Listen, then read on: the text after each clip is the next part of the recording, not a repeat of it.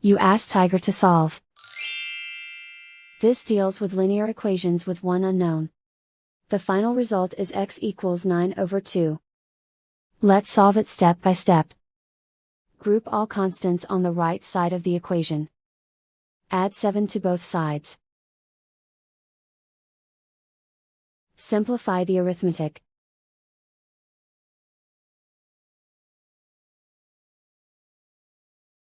Isolate the x.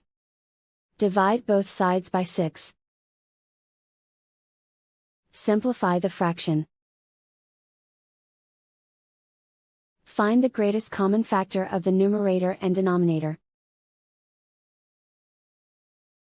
Factor out and cancel the greatest common factor. And so the final result is x equals 9/2.